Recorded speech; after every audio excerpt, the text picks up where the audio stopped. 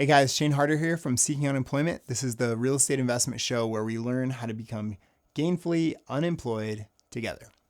So today is episode 10 of a larger series where I've asked a whole bunch of different investors from different parts of the country how they are handling a specific issue. So today's episode is all about the best deal they ever had. So what is the deal that they made the most money on, the most profitable? And talking about the exciting part of why investors are into this whole world of investing, because it's usually about getting those good, juicy deals. So let's find out about these wonderful stories. After Hurricane Katrina, I built a team in New Orleans, and we fixed up a bunch of homes that were damaged by the storm. And that was a not-for-profit deal. So I fixed up my team. I didn't really do that much, but build the team and put in some money. But we were fixing up homes that were under 3 feet or under 20 feet of water for 3 weeks straight. Jeez. And there was a lot of renovations. We had to deal with mold and dead animals. I mean, you can't even imagine, you don't even want to know some of the stuff that we saw in some of these homes. But we managed to bring a bunch of people back. A lot of them got displaced to Houston and other cities during that storm and never were able to come back because the insurance companies didn't give them any money and ripped them off. And the government back in those days was busy fighting wars overseas. And anyway, these people got neglected. And so we managed to fix up a bunch of homes, bring back a bunch of families. And so we didn't make any money off that, but that's one of my favorite deals I've ever done. And so when I talk about my most successful deals, most of my most successful deals are more, hey, it made me feel fulfilled and happy, and I made a difference. As opposed to I made the big paycheck. Although big paycheck's great, but it's some of the other things that you don't always measure that are the most important, I think. About 150 unit deal in Leavenworth, Kansas. This would be one of them. And we paid, what did we pay? We paid $3 million for that. And we cash flowed, what did we cash flow? I don't know, $20,000 a month. How much is that per unit? Is that like 90,000 a unit or something? No, it's 20. We paid $3 million. It was 150 units and it was $3 million. So that's 20 a door. We paid 20 a door. We bought this in maybe 2013. And so we cash flowed, between 10 and 20,000 every month while we owned it. And then we sold it for 7-8 million, something like that. And so we put $1 million plus in our pockets. We syndicate, so we get a percentage of the deal, and then we raise money. Our investors get a percentage of the deal. So we made over $1 million on the sale, plus we got a percentage of the equity distributions every month. That's one. Another one that we still own, or my brothers still own, is Lee's Summit. We paid again $3 million for a deal in 2011 that is 186 units. We paid again 20 a door, and that property is a cash flow again of probably about 20,000 a month for nine years, and we just refinanced it. I think for $8 or $9 million. Like the debt, so we paid $3 million, and now we have debt on it at like $8 or $9 million. So I mean that tells you the value, wow, the value there. So yeah, I think we put somewhere between $1 million and $2 million in our pockets just on the refinance. Yeah, that's amazing.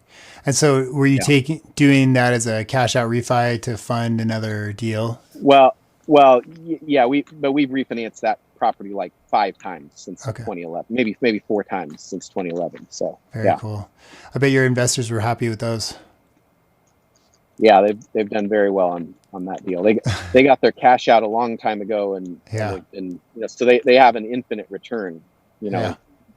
Years ago they started making an infinite return on that deal.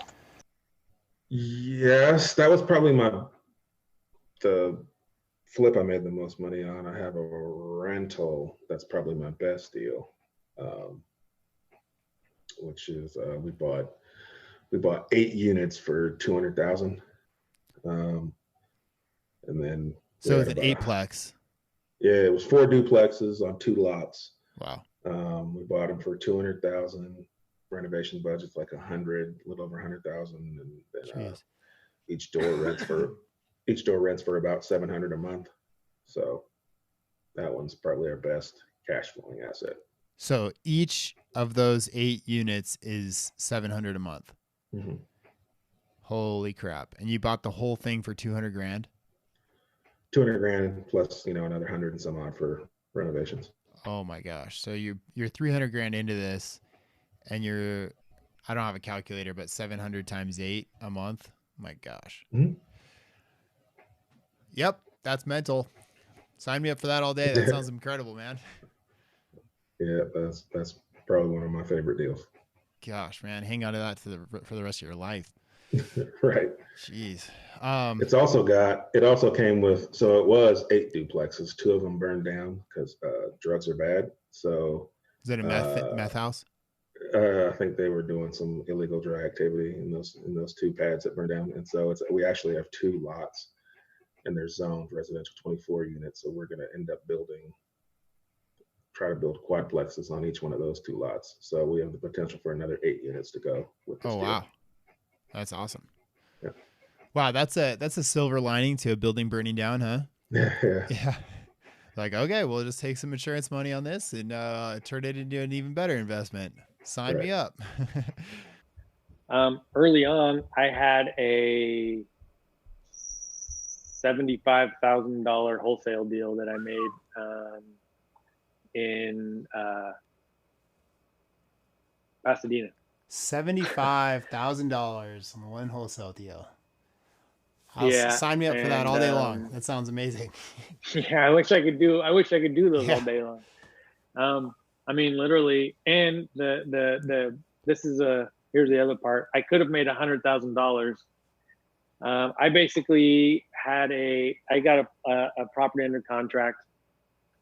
I knew it was a great deal as soon as I got it under contract, and I had it under contract, and so I had a cash buyer that came to me and said, "I'll take it," and it was a verbal deal, right? He hadn't signed my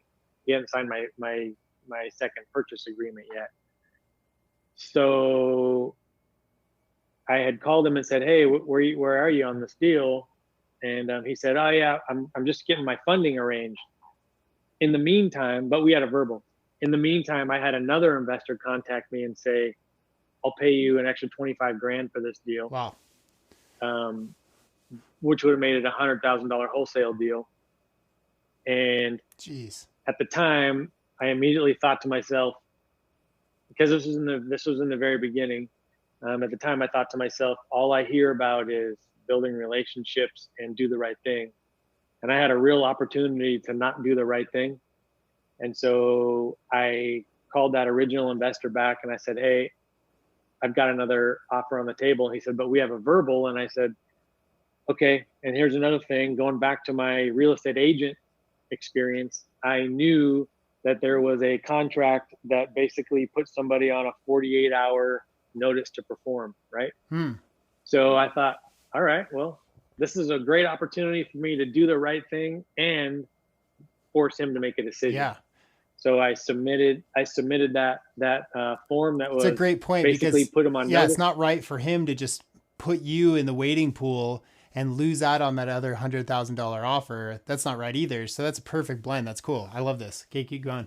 I could have told the investor number 2, "Done, you got a deal," and call investor number 1 and go, "Sorry, you lost." Yeah. But we had a verbal agreement, right? And I didn't know where this guy was going to come up later on in life. I still may run into him someday, and he may go, "Hey, you're the guy who didn't cut me out of a deal, and you lost $25,000 on it, but you did the right thing." Anyways, I submitted my 48-hour to perform, and he ended up coming up with funding, and he took the deal. And I had investor number 2 going, "What happened, man? You could have walked away with another 25 grand." But in the end, I slept at night, and I wasn't greedy. That's the one thing that I've learned, is just don't be greedy. Yeah, it was that 12 unit apartment deal. It was, like I said, it was just a total eye opener to us.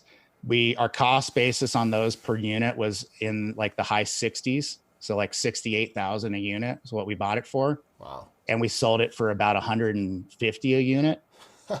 So, you know, and we had a lot of expenses, and, you know, you pay for money, you pay commissions, you pay closing costs, and of course your construction expenses.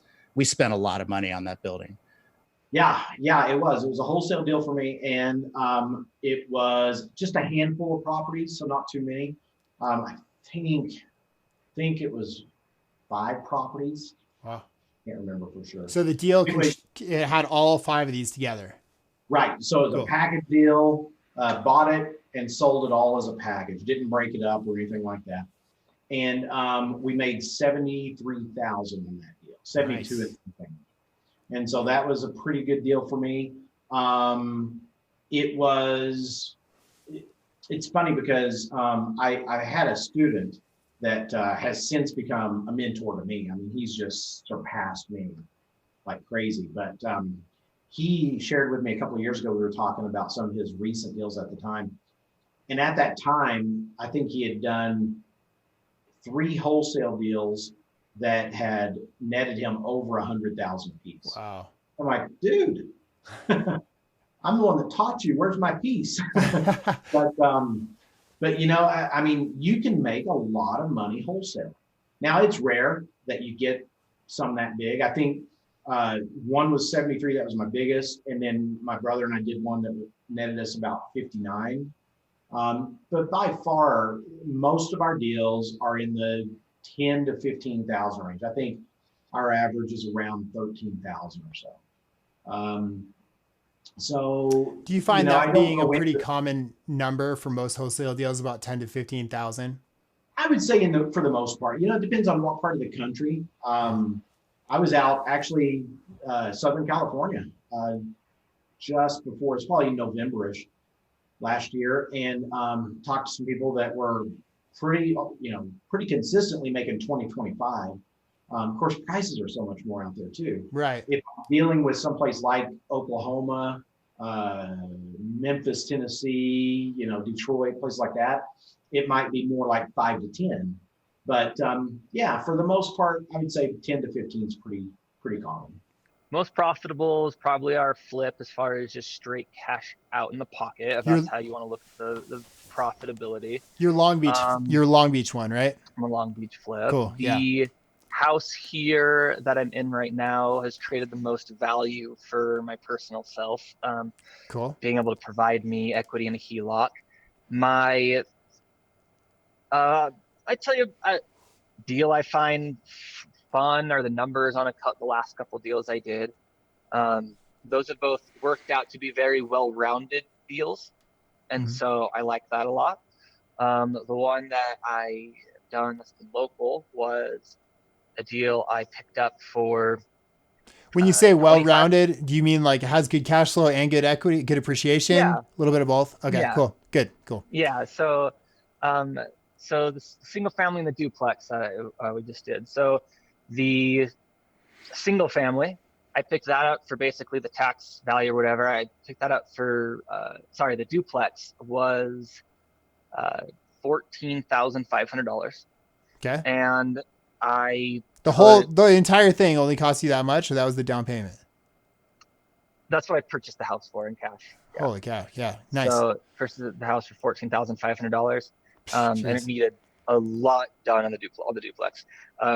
But I used the same people I've been using and already had pretty much everything figured out. We ran into a couple additional issues but I, expected it. We will be all in on that for, I got to look at the final numbers. I think we were at like 42.5, I want to say. Okay. So including the purchase, all the rehab and everything, both units up to flip grade quality for that area.